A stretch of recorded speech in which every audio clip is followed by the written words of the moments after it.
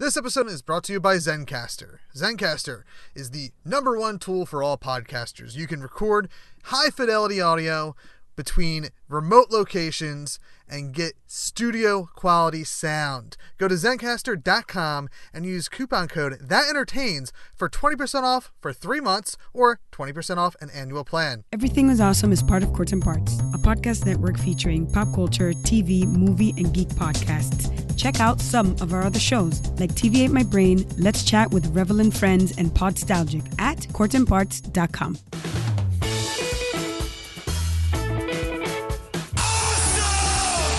Awesome. Just tell people they're awesome and mean it. Awesome. Awesome. Awesome. Did you have an awesome time? Did you drink awesome shooters and listen to awesome music and then just sit around and soak up each other's awesomeness? Awesome. Awesome. Awesome. That was awesome. You guys are awesome. No, you're awesome. No, you are awesome. Sir, you are awesome. Seriously. Awesome. Awesome. Awesome. Everything is awesome.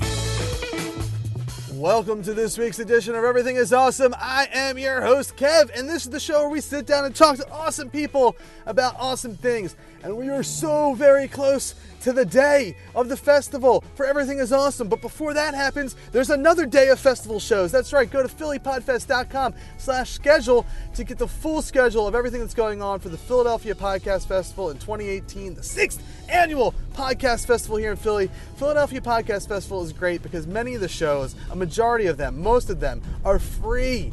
The venues are free.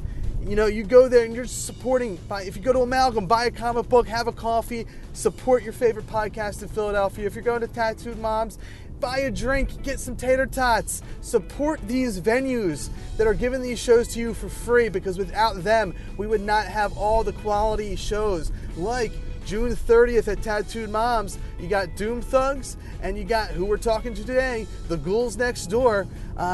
You have them performing live for free, so check them out if you can. And hey, you know what? The next day, the fun continues. The final day of the Philadelphia Podcast Fest happens on July 1st at Tattooed Moms. And guess what? Everything is Awesome is kicking off the event. We're kicking off the last day of the festival. It's going to be a fun time.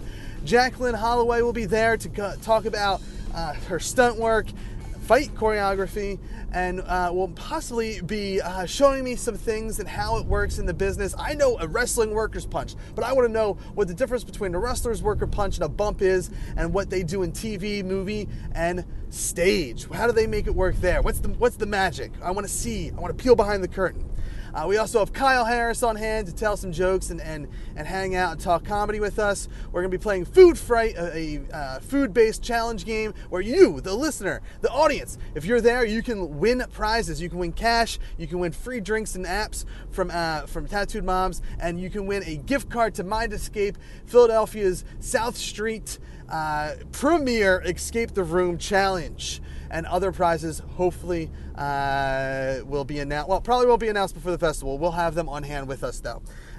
So check us out at 1 p.m. You know what? One of my favorite shows in Philadelphia is performing right after us, and that's Full Belly Laughs. That will be on at 2 p.m. And our guest from yesterday will be on at 3 p.m. Greg from Philly Famous. We have a great line. The first is such a strong lineup, guys. I'm really happy. But make sure you check out Doom Thugs and the Ghouls Next Door on the 30th as well. That's right. We're going to be sitting down and talking to Gabe and Kat from the Ghouls Next Door about their podcast that is part inspired by My Brother and Me, My Favorite Murder, and stuff like that. It is a horror-based podcast which captures my imagination as a person who's in the process of kind of figuring out what to do with his very own horror podcast, the Zomcast. So sit back and relax right here on awesomepodcast.com as we sit down and talk to Gabe and Kat from the Ghouls Next Door. So you guys have only been doing this for a couple months, right? Yeah, we started back in October, actually. Okay. Is this your first podcast? Yes. Yeah. So, okay. So I like to, before we get into the bulk of the interview / conversation, let's talk about your show at the festival so we don't forget to plug that early on. When are you guys performing and where are you performing? We're performing at Tattooed Moms at, I believe, 4:30? 4 o'clock. 4 o'clock, just kidding. On Saturday. On Saturday, June 30th. And that is, so obviously this is your first podcast festival as well. Mm-hmm. Yes. But Tattooed Mom's a great spot. This is, I'm performing on the 1st there, and it'll be my third year at Tattooed Moms for the festival, and I've done like 2 other shows with them. So yeah, it's such a cool spot. Have you guys been there for like just fun or is this yeah. Right. Definitely. I used to live right around there, so it's like a go-to bar. Oh yeah, I'm from Bucks County, so Okay. I don't ever go to the city unless it's for a podcast now. Fun. and it's usually South Street's like really, really kind to podcasters. You got Tattooed Moms, Bridgeset Sound, and South Street Cinema is like a new venue that is they're new for podcasting. Like we just did a show there, and I've heard a couple other shows have done stuff there. So they're kind of reaching out from just doing movies and having podcasts there and whatnot. That's cool. Yeah, I went to Bridgeset last year for the podcast fest and saw a few shows. Oh, neat. Before we continue, how do I sound? Because I'm just looking at my levels and they look real weird. We're experiencing technical difficulties. Please stand by.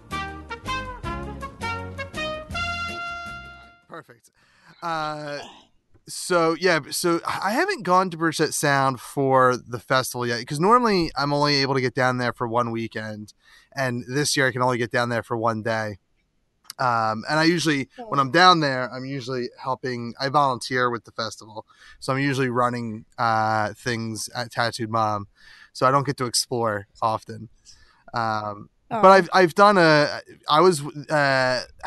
in 2016 was my first year doing the festival. Bridgeset Sound, actually, they were starting to explore doing live podcasting. So we were one of the first live podcasts out of their studio. Very cool. And it sounds like they're starting to pick it up. I think Full Belly Laughs does a show there once a month now, I think. I always see their stuff on the Facebook group. Yeah, we see them a lot.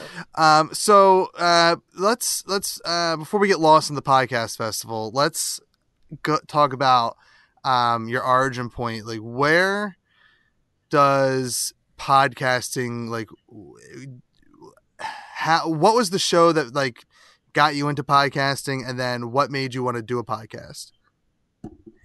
Yeah, well, so this is Gabe, because I know we probably sound a little similar. I am a big podcast fan, and I kind of got swept in with my brother and me, and then they're kind of the McElroy brother line of podcasts. So like Sawbones, The Adventure Zone, even Travis had like a short spinoff with someone else, and so I was listening to those, and then My Favorite Murder and Last Podcast on the Left, and just kind of like am constantly always like listening and trying to learn and all of that. So I grew this like love for these voices that I was listening to all the time, and then me and Kat found that we had a very similar interest and similar obsession even and respect for the horror genre, and it just kind of like fell out from there. Was just like, why don't we just talk about it and educate people and have fun as well? And Kat, what about you? Were you listening to podcasts before you started doing this? So it's funny, actually. No. Okay. I would listen to them when Gabe listened to them because we've been roommates for a while. So I remember back when we lived with each other a few years ago, she was listening to Adventure Zone, and I would like creepily sneak into her room to like listen to it with her because I thought it was really funny. But like I wasn't like listening to it by myself, so it would just be a creep. And then when we moved to a new apartment, she listens to them all the time in the morning and stuff like that. So I'll usually like overhear. But I really liked the McElroy brothers as well, and I thoroughly enjoy My Favorite Murder. But yeah, I wasn't like very into podcasts at all until honestly Gabe was listening to them all the time, and I was just like, oh yeah, I'll listen too since I'm here. My Favorite Murder is one that I just got turned on to. My fiance, the only podcast she listens to is My Favorite Murder. and so I was like, all right, well, I'll listen to it too because at least we'll have a show in common. And because I listen to a lot of like Kevin Smith shows, and I try to listen to a lot of local guys and gals in the area. And then like I actually, Adventure Zone is in my queue. I have yet to listen to it because I was spending most of the year catching up on One Shot.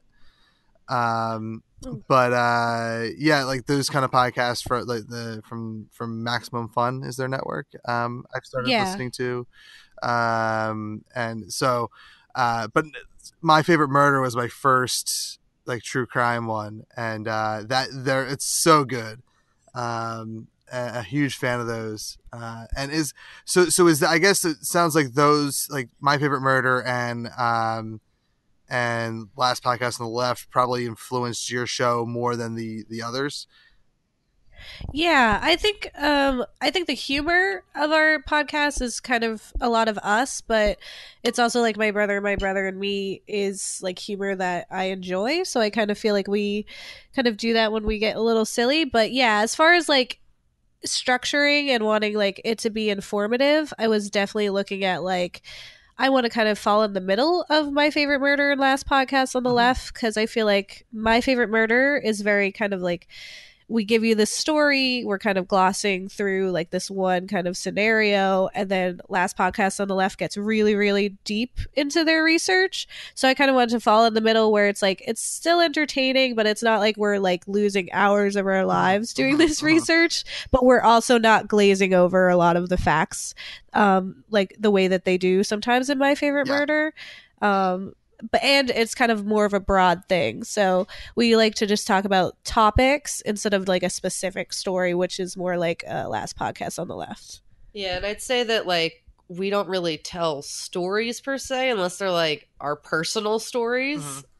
And we more so touch upon why things are scary than like the actual story of the specific thing we watched or like a murder. So yeah, let me get the full concept of what your show is, because I had going into it, I had in my mind that it was kind of a true crime podcast, but then I quickly just skimmed your Twitter and I was like, wait, I think I'm way off base here. So give me the elevator pitch of what your podcast is, so that me and everyone else knows what we're listening to.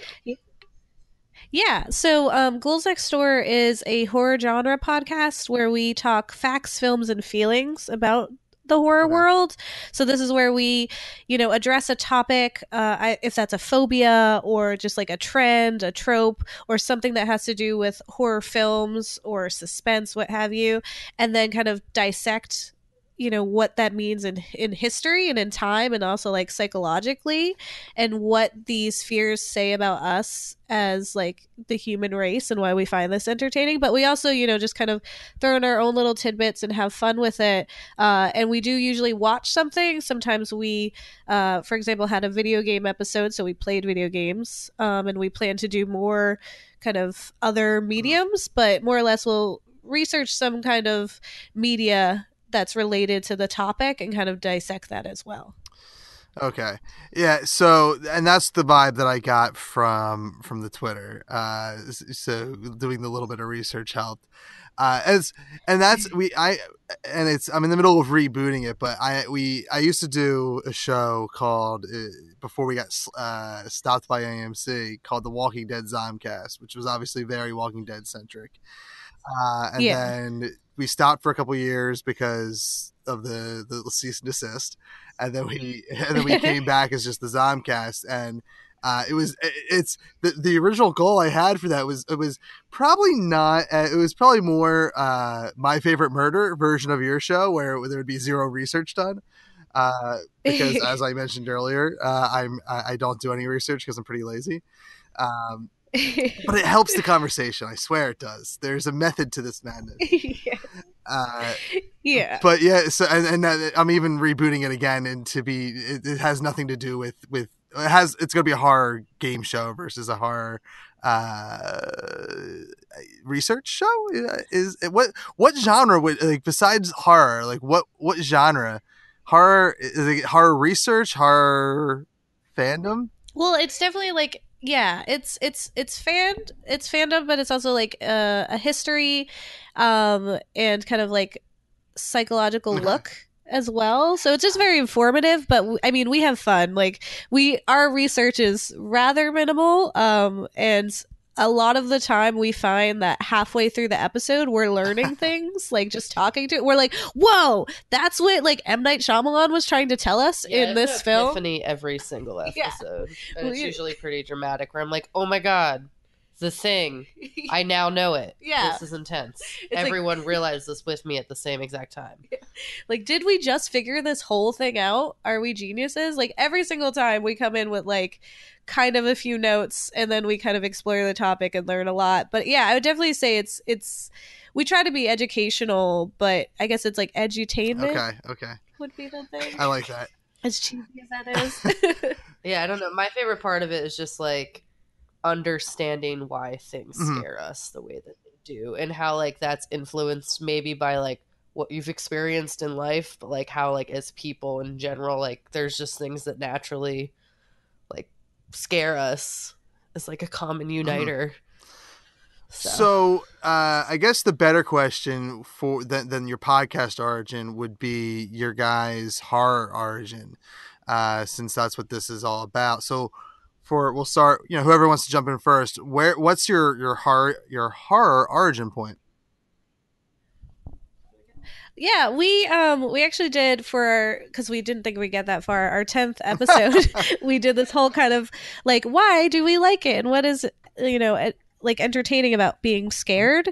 And we found that when we were younger, we were both really afraid of like everything.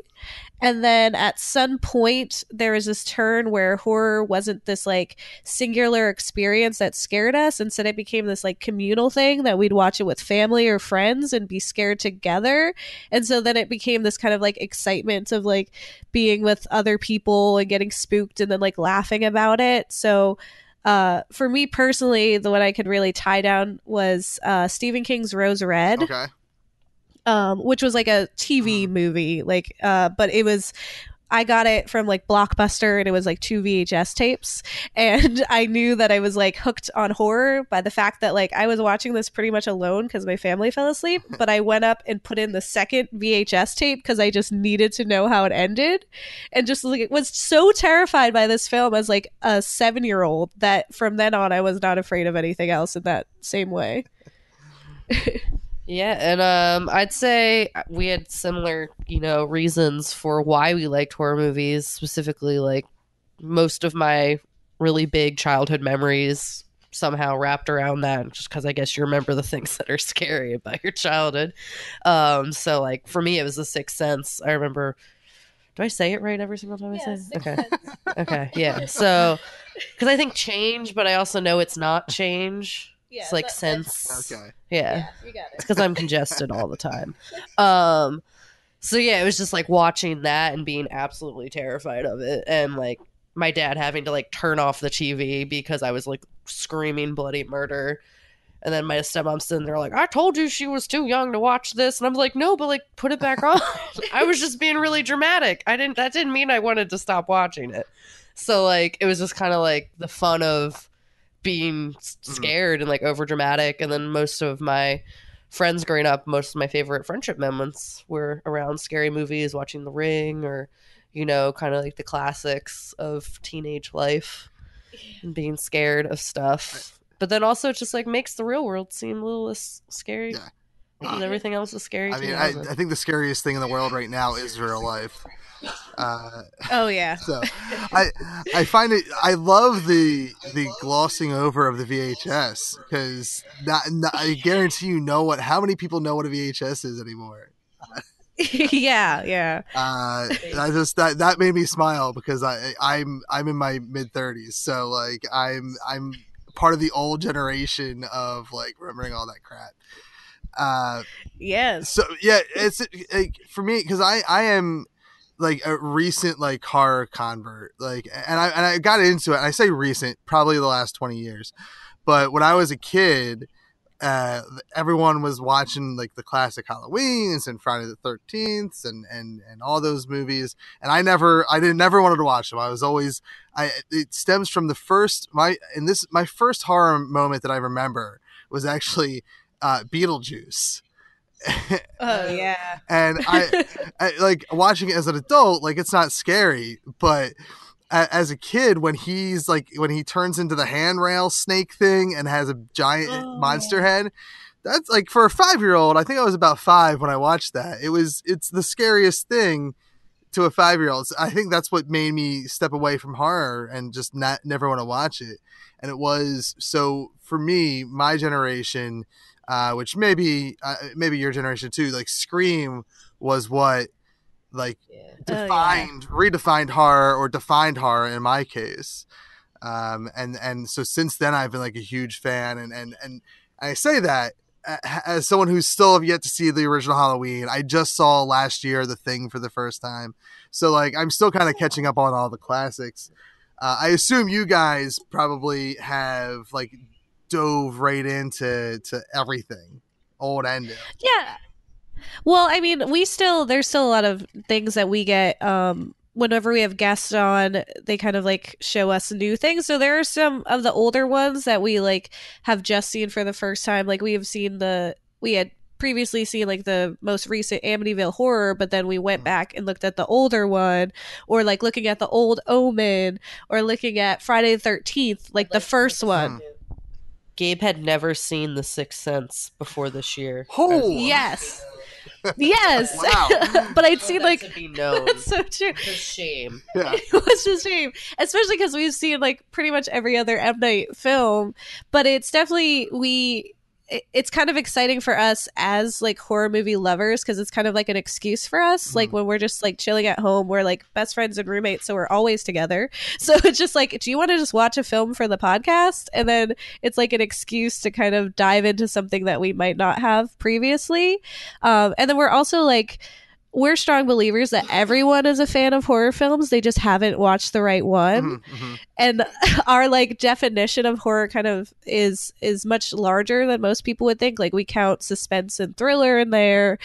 Some dark comedies I would say are horror. Like I think Gremlins is a horror film, especially to a child. That's interesting, because when we were doing the Zomcast as like a general horror podcast, I was going through like IMDb recommended lists, just like trying to figure out my top 10. I don't know if it was like a childhood or all time or something. And Gremlins came up and Jurassic Park came up. I'm like, and for me, I'm like, I don't buy it. I don't like Gremlins was hard to buy as a horror. Jurassic Park only recently after watching the Fallen Kingdom movie did I really kind of sit back and say, maybe Jurassic Park could be a horror movie. I will say I was absolutely, as a child, terrified that if I opened up like the blinds of my window, that there would be an eye of a Tyrannosaurus Rex. That was a real fear of mine for like 5 years. That like I would not look out my window if it was nighttime. It was like I thought it would be there, and that's like so irrational. But like little me was like, that's a thing that could happen, and I'm not doing it. I'm not risking it. Like you hear the noise downstairs. I'm not the one to go look. That's somebody else's job. Gabe will go look or then die, and then I'll just be like, all right, I'm just gonna climb out the window. So like, Jurassic Park is scary. Well, it is. Well, and I was 9 when that movie came out, so I saw it in theater, and I remember kind of having similar irrational fears, but I guess they're not irrational when you're a kid. But mine was more so, probably even more, these were probably legitimately irrational. Thunderstorms, when there was no rain, it was just lightning and thunder. Like my stupid little baby brain was like, oh my God, there's a T-Rex walking around the city. It's on its way. Yeah. And I was afraid of thunder for a short period of time after watching Jurassic Park. Because I mean, a lot of that movie takes place in the rain, or at least the scary bits do. And then also it just sounds like a T-Rex walking around. So just watching your glasses of water just to see if they do the rippling thing. And that was a big, as I got a little bit older, like probably like within the 12 months after it came out, like it was playing. Like I don't know what kids do today. I mean, I have I can't go anywhere without a cup of water because it will tell me when T-Rexes are coming. Well, and like I have 2 kids, and they play things. They're too young to like kind of play after like these franchise movies, because I feel like my son's 6. I think that's after watching Fallen Kingdom. Like, there's no way he's watching that for a couple of years, at least in a theater. But like after watching, for me, like I would run around, play Jurassic Park as a kid, and I would carry the cup of water and like do the chaos theory thing that Malcolm did and the water dripping on the hand and all that nonsense. So yeah, that Jurassic Park was like a big defining, and I never really thought of as a horror movie, but but it's funny, going back to what you were saying, those subgenres, I do absolutely count those subgenres as horror. I just don't, it's hard for me to like say, yeah, that Jurassic Park counts, or like Gremlins count, or like even there was another like silly movie that was on there that it might have even been Ghostbusters, that I was like, I have a hard time believing this is horror. Well, there are some she's like, Zool is terrifying.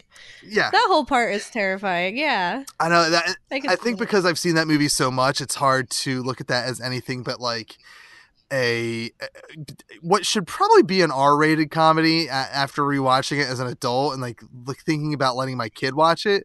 It's kind of risque. Venkman's kind of a dick and like not a good person at all. Yeah. But anyway, let's go back to the heart. So, what I feel like the last year or so has been a really good year for horror, for new horror. A lot of remakes. Well, and maybe I ignore those because they are remakes, but like for me, like Get Out was probably the best thing for horror, at least for me, in the last 2 years, and then A Quiet Place is a very close second. Let's say the last 5 years as like the modern kind of horror movie. What's your opinion on modern horror? Yeah, I think what it is that we are being smarter about our horror. So it's not like these hokey like slasher films that like there's all these tropes that we've now addressed. So like, you know, the black character always dies first, or like the woman trips and falls and just screams and gets murdered. Like we don't do that anymore. And Scream is one of those films that kind of helped that, because it just took this meta look at horror films. It was like, this is stupid. Like if you have sex, you die. Everyone knows that. And now we're just like, okay, it's not just slasher. It's not just like silly gore and trying to get people just like uncomfortable. It's actually like we're teaching people things, we're getting inventive. We have to, because most things have been done now.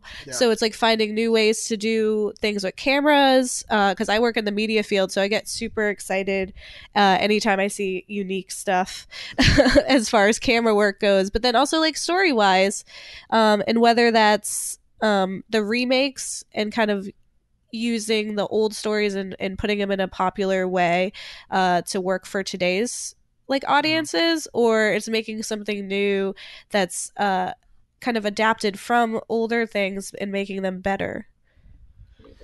Yeah, I would definitely say there have been a lot of really big wins in the horror genre in terms of like the last 5 years. But then I think we haven't completely gotten rid of the tropes, but then at the same time, like those are famously known as like not being good movies. Yeah. So like for me, Ouija, awful. Yeah. Was that in the last 5 years? Yes. I feel like it was. I didn't see it. I just remember being like, why? Like most of the movie, I was just like, why? Yeah. We've done this 20 times. Well, it's never good. Just like, why? But like, if you have like, what's it called? The one with the lights. Lights Out. Lights Out, yeah. That messed me up. It messed me up, even though it like probably shouldn't have messed me up that much. It was good. When did Clown come out? Yeah. Clown messed me up. I don't know. There's a lot of movies that came out like in the last 5 years that have been like really scary, specifically, I guess, to me and probably a lot of other people. So I think we've had a lot of wins. But if anyone's trying to like stick to the tropes, they're usually not that good movies, and it's like they should learn by now. Yeah, and the tropes are. I think it's hard to escape them, but it's. When a smart filmmaker can get around it and not put himself in that corner, it works out. Or if it's done in a real like meta way, like Scream, or even like Cabin in the Woods was really smart about all those tropes. And that was like I only watched that within the last like 5 years or so. Like I had it on DVD since it came out, and recently watched it, and I've watched, like, it's one of my favorite horror movies of all time now. Oh yeah. And so, and I think it was Gabe. You said you worked in the media field, so you look at those unique shots. I have to assume then that means you're like a Sam Raimi fan. Yeah, and it's like I really enjoy all the different styles and kind of take a lot of joy in like finding those and picking those out.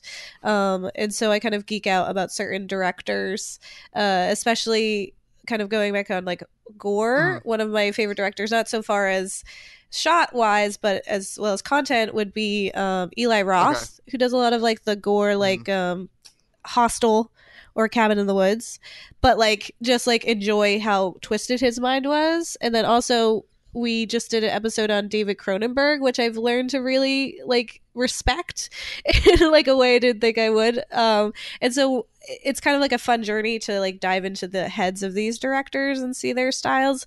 But yeah, definitely I have a love for all of them, honestly. Like, yeah. Who did It Follows?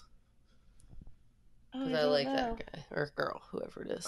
I think their camera work was fantastic. Their camera work was amazing. Yeah, and I'm not an expert. I'm saying that purely as someone who's completely ignorant of like what's good and bad in that variety. Yeah, It Follows is one that I've been told to see numerous times, and I oh my God, see it. You need to see I do need to. I've been caught in this well, having kids has like stopped me for a long time from watching movies. Like it was, unless it was a kid movie or just me just praying for sleep. I've gravitated towards TV a lot from having kids. Yeah. Because it's much easier to ingest. And that's actually like there's not, I guess there is, like, as we get as we're in 2018, I guess there is actually a good horror genre for TV now. But yeah, like, how do you guys feel about horror TV? Like, what do you think has done it best so far? Well, thinking about kind of like the remakes, I really enjoy The Exorcist and how that has come back as like a television series. And it's way more interesting to me than the actual Exorcist films, because it's more about like this, like it's just like so much bigger than just like demons are bad, and like this one kid gets like possessed, like that sucks, but it's so much more, and it's very creative. There's also, I mean, everyone knows American Horror Story, and I kind of have this like love-hate relationship with that show series, just because I'm not a very big Ryan Murphy fan. I just think that he's like, let me just slap some famous people into my shoddily written work, and then everyone's gonna watch it, and then they do. So it just kind of sucks. But for me, it's kind of interesting to see so many people kind of jumping on the bandwagon of horror because of American Horror Story, and kind of seeing like people get excited about stuff that I've always been excited about, where they're like, oh, Murder House, like, did you ever hear about H.H. Holmes? And I'm like, where have you been, dog? Like, all of us true crime people have been there. Like, he's old news. He's not even that impressive anymore. So like, but it's kind of fun to see people coming around and being like, this is a horror thing. And it's like, yeah, cool. Like, let me show you some more now. Like, you got your foot in the door. Yeah, I'd say like TV has really helped make horror seem less daunting to people who like aren't going to try to watch the movies. They like will watch a show and be really into it, and then still like all of that stuff, where it made it seem less of a thing. Like, it's like, you want to watch a scary movie, if you don't like scary, you're gonna be like, no. We're like, The Walking Dead comes on, like lots of people watch that, and they can say they don't like scary movies or whatever. It's like, it's made it a lot more normalized, I guess, and that a lot of people have really jumped on that bandwagon. And I also love that finally dark humor is popular. Like, Rick and Morty brought that to the front, where it was just like messed up comedy, like kind of scary comedy, like Mr. Pickles, Adult Swim humor. It's the best. I'm so happy that that's like popular now, because I was like, oh, that has been like my whole thing and no one has understood, and now everyone thinks I'm hilarious, and it's fantastic. Yeah, we're hilarious now. So you were just ahead of your time. You had to wait for everyone to catch up to you. Yeah. That's what I kept telling myself. It's with the first major, and because I'm again horrible when it comes to horror television. Like I haven't watched American Horror Story. It's not really. It's fine. That's okay. Yeah, it's okay. It doesn't catch my interest at all. But like what caught my interest was the Scream TV show because Scream was my jam. Oh yeah. And like that was it had such a high bar for me to be successful, and I think it did. I've only watched the first season, so again, a terrible supporter. It's probably, I guess I don't even think they make the show anymore, but it was at least that first season did such a great job at doing what the movies did and applying it to TV and like talking about how like this the meta-ness of Scream even in the TV world worked, I think, really well. And it was also one of our first pieces of mainstream media that like accepted podcasting.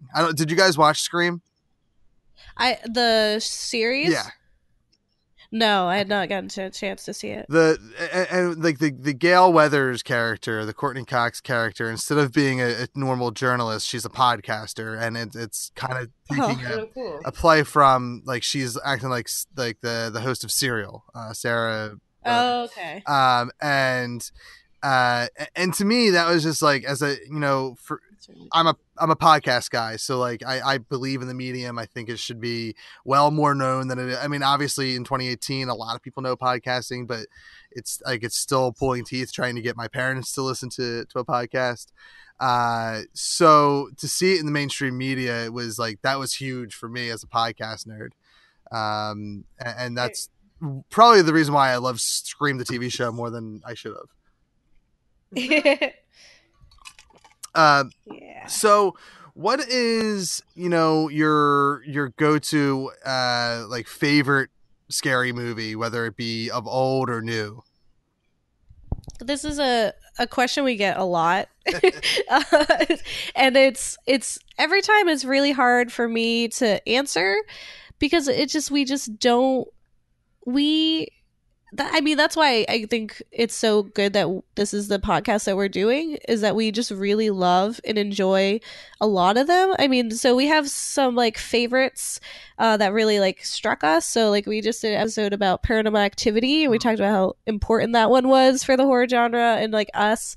It Follows, Get Out, some of the Scream. So like any of those that are really kind of impactful and also like these turning points for the genre are really enjoyable, but we also just really love like hokey, really bad ones too.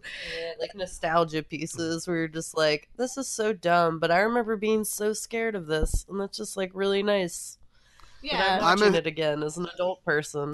I'm a fan of like the B horror movies. I try to, and I usually fail, but I try to spend the month of October like once a night watching and it might be a major, it might be an A movie, but I try watching like anything on Netflix or anything that might be on demand, especially like if it's free. Have you seen Rubber? No.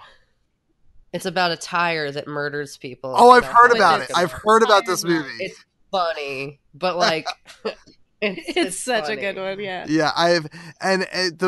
actually it was a B Christmas movie that made me go down this rabbit hole of B horror movies, and it was it Krampus? No, because that was good. It wasn't a horror Christmas movie. It was legitimately just a B, like Santa with muscles, Hulk Hogan with Santa Claus or something. And I watched this on Christmas Day one year, and I was like, oh my God, I need to start watching B horror movies. Like, because it had nothing to do with the movie I was watching, but it just reminded me of a bad horror movie. Yeah. And yeah, I did watch Krampus, and I enjoyed it for what it was. I'd rather see, and I think it's changed, but the Kevin Smith horror anthology movie I think was going to be Here Comes Krampus or something. And now it's Here Comes Killjoy, or it's just called Killjoy or something. And it's that British, like World War II, guy with the long nose, like that graffiti that was around back then. They're turning that into a horror movie. That seems interesting. But yeah, there was one of the horror movies that B horror movies that I watched like last year was Goldberg. The wrestler Goldberg was in it, and I want to say Santa's Slaying, maybe. I definitely have seen it. I know you're talking about because I remember being like, "Is that Goldberg?" and having like a whole moment about it. Yes, I definitely know which one you're talking about. And that was like one of those. I can't remember. Yeah, it's something about Santa and slaying, and that was one of like the good, like good B bad movies. There's a whole like. Netflix now, I guess, has good ones, but like 5 years ago, or like when they were just kind of getting, I don't know, I forget when streaming became like the thing to have on Netflix, but when there were still DVDs and streaming that you had for one price, there were so many good, like just bad B movies that they had, and I'm sure that you can still find them if you really search. But now they're putting out. Have you guys watched? Cougar, the Martin Freeman zombie movie. No, that one I haven't finished it yet. But it's a nice little different kind of take on the zombie genre, where it's the focus is very character based, and like what are you gonna do in a when literally everything could go wrong goes wrong. This is a foreign film that I highly recommend. I do not do horror. I do not do foreign film in general, let alone horror. But I think it's still on Netflix. It's called Train to Busan.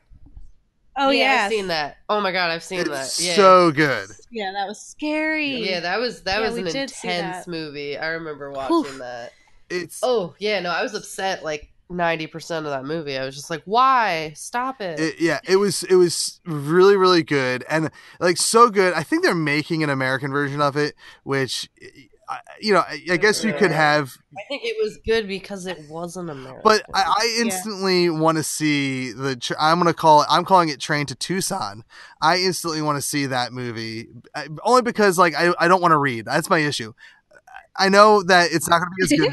The book? No, because it's subtitled. Yeah. Oh.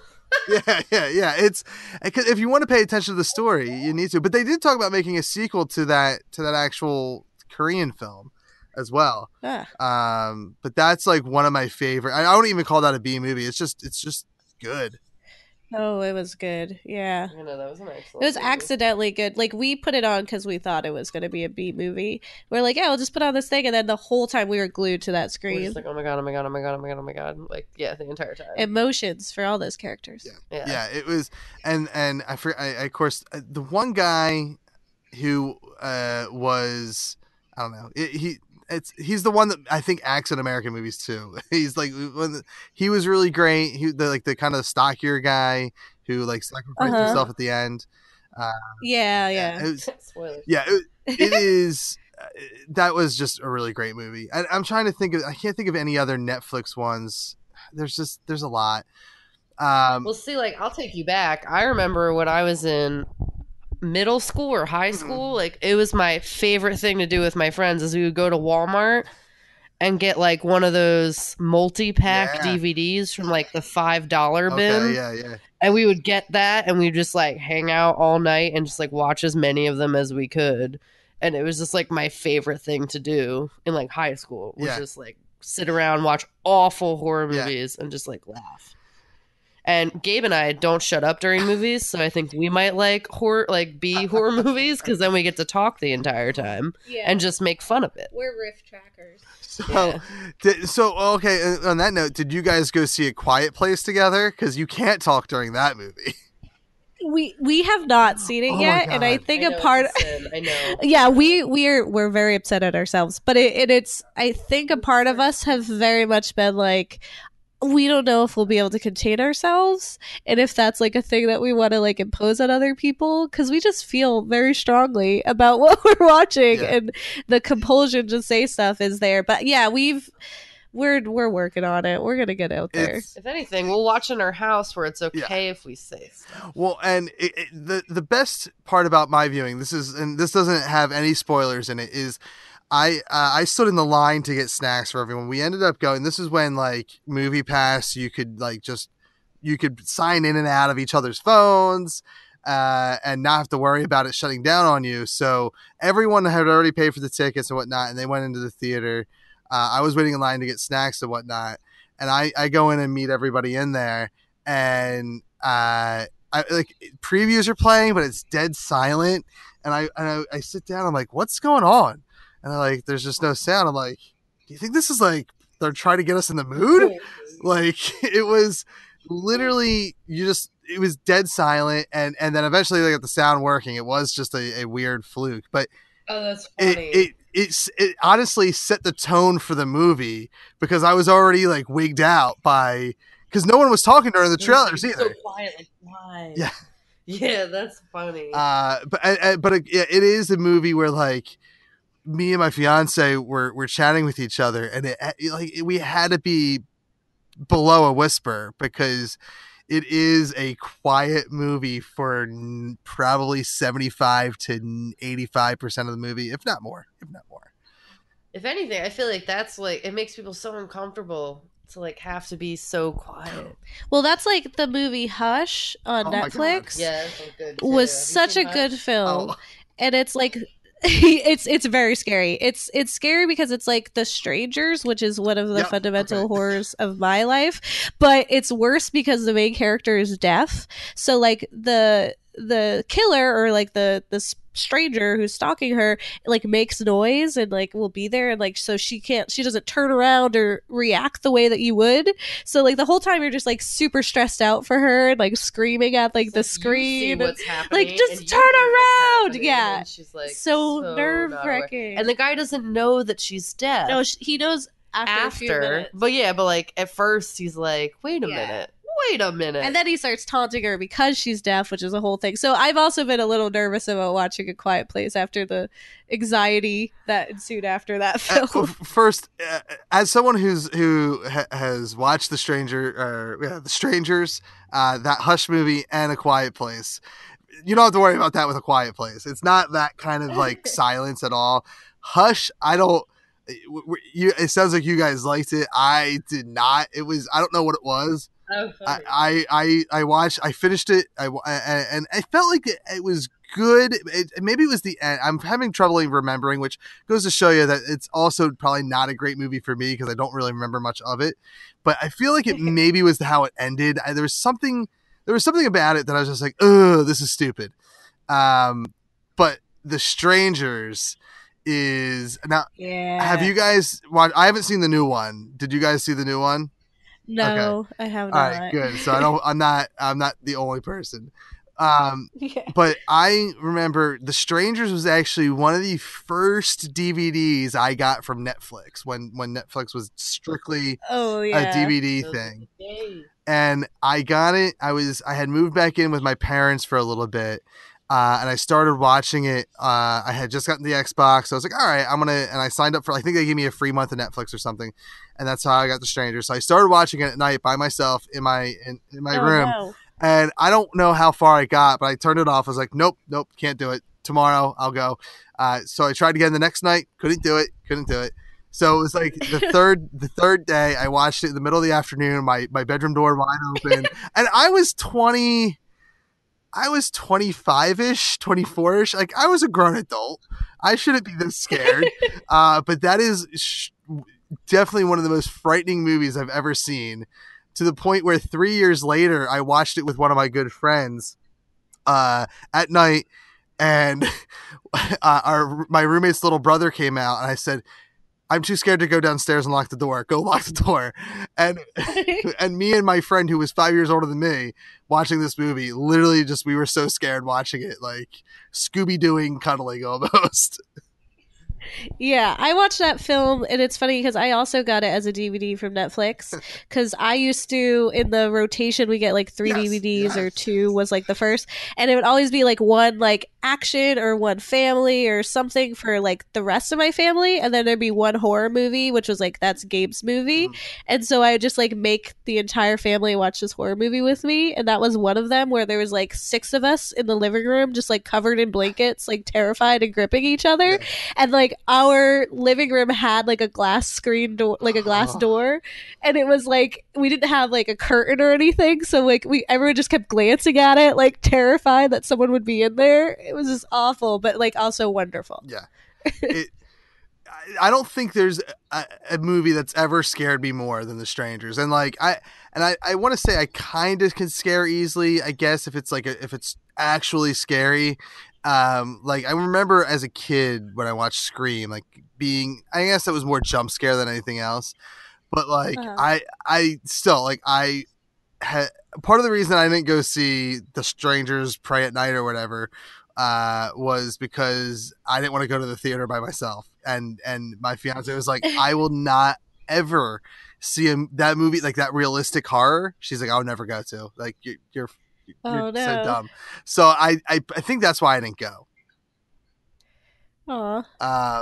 But yeah, is there I guess that's like, I guess that's the subgenre of like that realistic horror. Is there other films that you guys have watched that aside from Hush that it's like The Strangers? Like I can't think of another film that I've seen ever.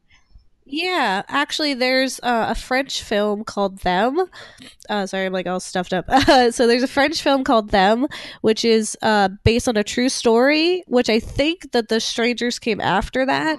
And it's about like a couple who's in their house and they're terrorized by strangers, but then it happens to be like children. And so it's even more terrifying. And it's, again, based on like a true story. So at the end, you get like these like reports of like what actually happened and like the fact that like someone was murdered and these kids were just like bored. And you're just like, that's even more terrifying than when you like read the end of like The Strangers. But that whole thing of like being home alone and then being like terrorized by somebody else. There's also like it's like The Dinner or something. There's one there's just like a group of people at dinner and they're getting terrorized by people from the outside, but there's a twist to that where like one of the protagonists like fights back, and that's kind of fun.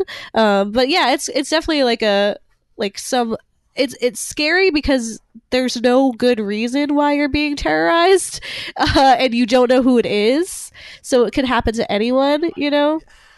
It's a whole thing. And that's part of the reason why I promise this is the last time I go back to Scream, but that's part of the reason why I like Scream is that it out of a lot of those like horror films, slasher films, it to me seems like the most realistic, where like it's not Freddy Krueger, it's not Jason, it's not Michael Myers, like it's just kids in a mask. It seems like it could realistically happen.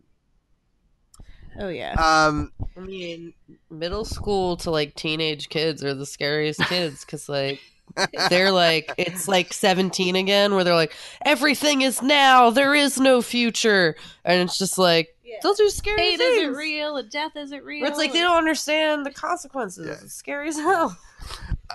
So let's kind of shift back as we have like about 15 minutes left. Shift back to the podcast.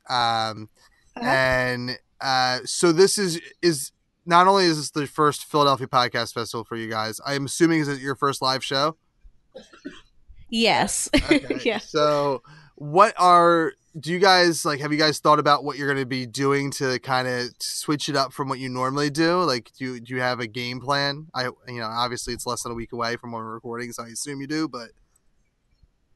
Yeah, I mean, it's kind of a little, because we don't want it to be too much of us just like talking at people, so we tried to pick like a topic that people could relate to, so we chose urban legends is what we're going to be talking about. So like everyone has an urban legend that they grew up with or that their mother told them so that they wouldn't do that bad thing, like the boogeyman will come and get you or chupacabra or something.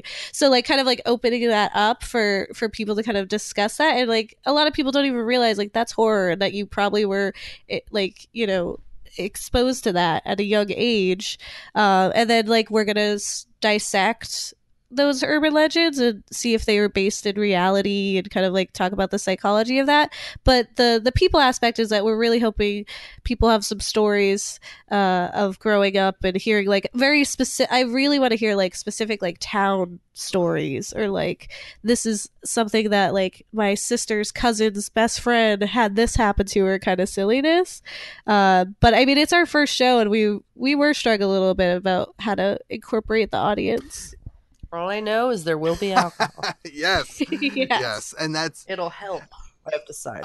Yes, it's and I do recommend, and I guess you guys have been there, so you know. But anyone that's listening to this and has never been to Tattooed Moms, the tater tots, you got to get some tater tots with your alcohol. But yeah, no, it's what I've been doing live shows since the 2016 festival.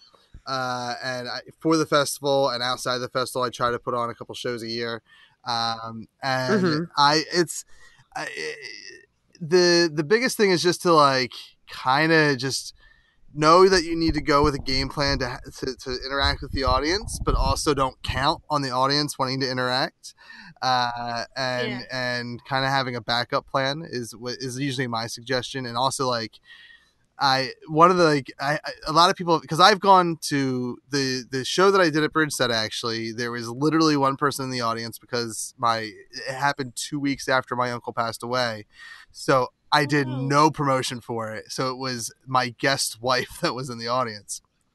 So virtually no one was in the audience. But like, and a moment like that, which at Tattooed Mom isn't going to happen. A, it's the festival. B, there's usually people in and out. Anyway, but you know, it's when I've had people ask me that's like, how do I put on a live show? And I kind of like just explain to them how to do it and whatnot. And like, what do you do if no one shows up? Or if like only 5 people show up? And like, it's like, well, I mean, think about it this way. If 5 people sat around your house listening to you talk about the bullshit that you're talking about on your podcast, it'd be pretty cool, right? Like no one's doing that when you're by yourself. So. Yeah, I mean, my thing is like, I'm fine if there's not a lot of people, because I'm not exactly like a people person. Gabe will tell you, I'm pretty introverted. Like, they have to like bribe me to go outside. So, I mean, part of the reason that I'm like alcohol will happen is not because like I'm nervous about my podcast. It's that like there's going to be people looking at me, and that's a stressful time.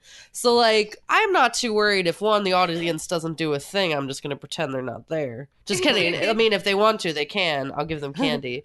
But like also I'm not going to be thrown. I can just talk a bunch to Gabe, and that's where I'm at with it. It's like either way, whatever. Yeah, our kind of the way I think we're gonna deal with it being our first show is, so we always record in our living room, and our guests, we always have them come over and watch a movie with us based on the topic, and then they just sit in the living room with us and then talk about this topic. So we're just gonna pretend that it's our living room, which is good that it's the Tattoo Mom, because it's like there's a couch there, so I'm ready to just chill and be like, welcome to our larger living room that everyone's definitely in. And we're gonna bring some props, some snacks related to our urban legends, so that's gonna be a little fun. See, you got the live interaction going on already, so that's good. That's always the challenge, especially now this show, as you can tell, I'm by myself. It completely changes for the festival, where I have a co-host. I do the late night shtick where there's a monologue, and I have a main guest. I have a comedian or a musician. You have to switch it up. You know, it's some shows you can just sit around and do the same thing and do minor tweaks. And there's other shows where I love sitting down and talking to people for an hour at a time, just learning about what they love and whatnot. But I think in a live venue, that's kind of gets boring. But shows like, you know, where you have the horror element, I think is just naturally a people thing. Like it's going to catch people's ears and whatnot. And a lot of the show, I look at a lot of shows on the schedule, and it's like, well, most of them are pre-built to be live audience, whereas mine I have to tweak the hell out of to work. But yeah, it's gonna be a fun time. Have you guys checked out any of the shows this year at the festival? No, I was out of town when it started, but I'm hoping to get to see some of them. So we're a part of the Tribbles network. So hoping I miss Len's solo show, but I'm hoping to see them. We're gonna have Tim Marie from Sex Okay. with Tim Marie on our podcast on Friday or on Thursday. So I'm hoping to see her on Friday, and just kind of like also catching some of the shows before us. Because we know some of the podcasters there and just trying to kind of network with some of them, but also like there's so many different like topics and like interesting things. Last year I went to quite a few shows and like did a like a news piece for the TV station I work for. This time I'm a little too stressed to do that, but I still hope to get around to see some of them. Well, and I'm pulling up the schedule now to see what's going on the 30th. And I'll tell you, you guys have a really good lead-in, Doom Thugs. I don't know if you've seen them live. Yeah. Uh, Not live. Doom Thugs, their live performance is I've gotten to seen it twice now, and they bring a great audience. And usually audience sticks around for a little bit. So you have a pretty good lead-in with them. And the only other show that's at Tattooed Mom that I know of is Blacklisted. They're hosted by a couple former wrestler friend of mine when I used to wrestle. Oh. So it's like a nerdy African based. I don't know. Maybe Africans. I don't know the proper term here, but it's very very nerdy, very pro black, for lack of a better term. I'm sure there's a better way to say that when it's not 11:05 at night. But Yeah, Brady knows yeah. what I mean. He knows what I mean. They're good people. Yeah. It sounds a lot like the Black Tribbles, actually. Probably. I think that and I haven't listened to I've listened to a little bit of the Black Tribbles. But my guess is that like I would say Blacklisted is probably like a hard R version of Black Tribbles. Is where the difference is there. But yeah, probably very similar. And it's a good day. And I think there's a show that's outside of that venue going on the 30th too. Yes, the Truck. Last podcast on the left. Yeah, last podcast. Yeah. So that's that's gonna be fun. And then it's gonna be a good weekend of podcasting just for anyone that's like kind of listening. The Tattooed Mom is just a great venue in general. The 30th has some good shows. The first, I might be biased, but there's a pretty good block of shows with Everything Is Awesome kicking things off. But there's actually like I got on record saying that like I think the 23rd. I don't know if you guys looked at the schedule. They stacked the 23rd. That was a pretty good like day of podcasting. Yeah, that's when I was out, so I wasn't able to get to it. So, as I guess one of the final things we'll talk about, I'm just curious, as someone who last year you were at the festival as a fan / kind of writing, writing up for work. How was the festival like from a fan standpoint?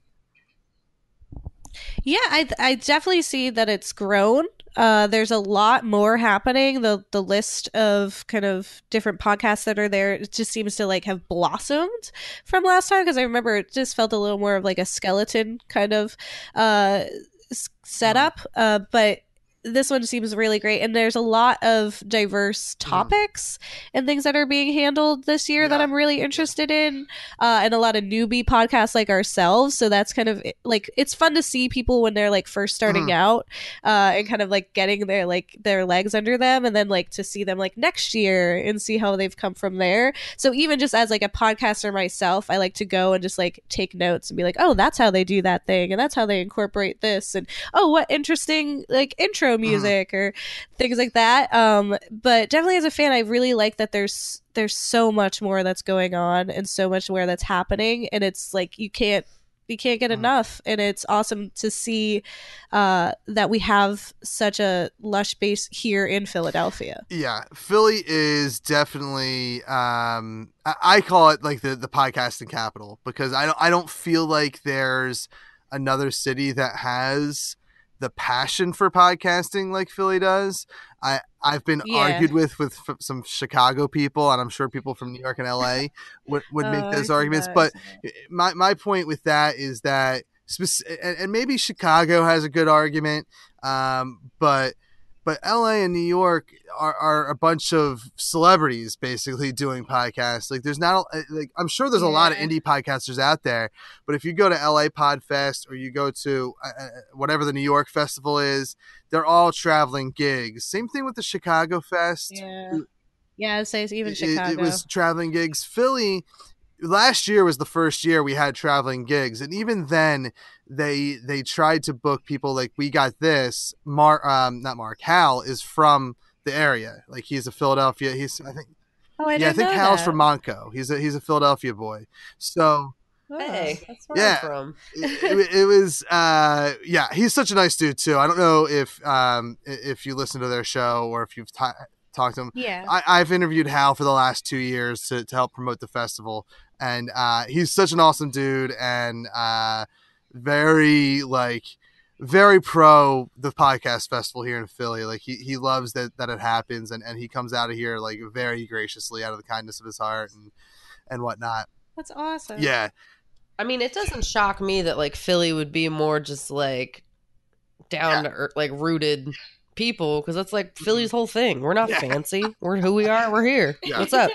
And like, I mean, that's what I would expect from a Philly podcast fest, is that people from Philly are coming out to just like hang out and talk and be like, hey. Yeah. We're like, it's not fancy whatchamawhats. It's just like, we're here. And that's what I do love about the festival is that we're the only festival that I know of that, for the most part, 2 years ago I could say 100% free, but now there's some shows that you have to get, you have to pay for. But for the most part, if you want a free day of entertainment, like 90% of the shows are free that are part of the festival, and we're the only ones that do that. Like if there is a ticket that you need to get into every other festival that I know of, at least when it comes to podcasting.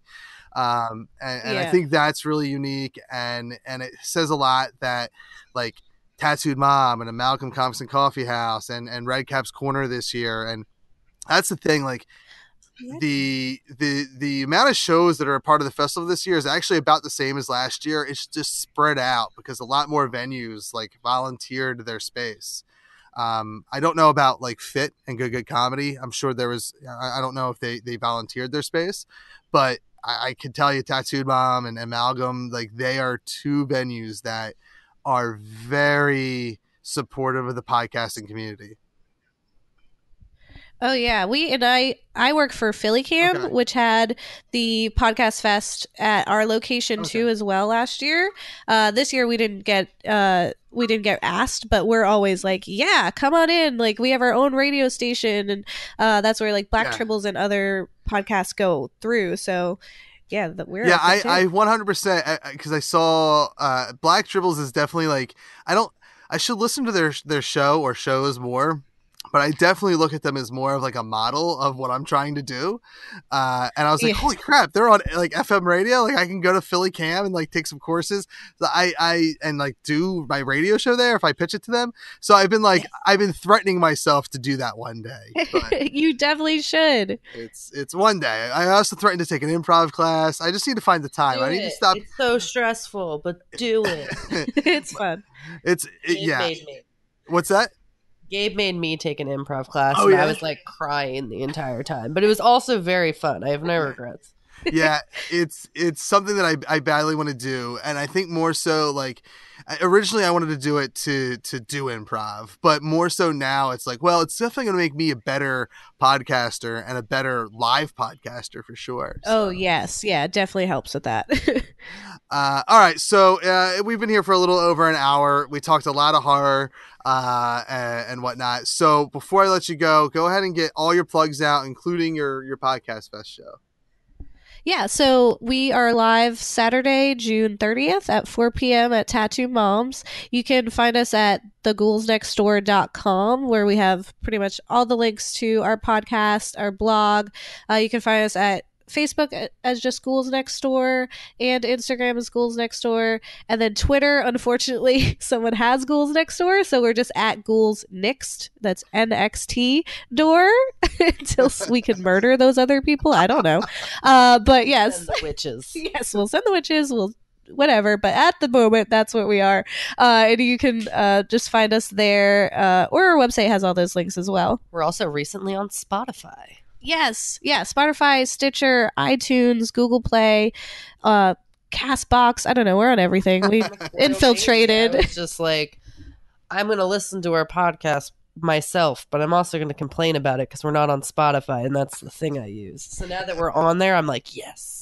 Yeah. Is that like a good podcast, like a good place to listen to a podcast at? Because I don't listen to anything on Spotify. Yeah, I think what it is that a lot of people listen to their music there, so it's more convenient. So a lot of people were like, that's the only app I have that has sound in it, and then it's like, okay, well now you don't have an excuse, so catch up by next week, you know. And you can do that by listening to it at 1.5 speed. That's what I do. No one sounds normal to me anymore. Oh no! I don't recommend listening to your friends that do podcasts at 1.5 speed, because then you have to talk to them in real life, and it blows your minds. That sounds scary. But like now we have to, because like horror, right? Yeah, that's true. Yeah, well, if you want, listen to it 2 times, then that's when it gets real freaky, and then you talk to the person in real life. Guys, Gabe, Kat, thank you for doing the show. Yeah, thank you for having us.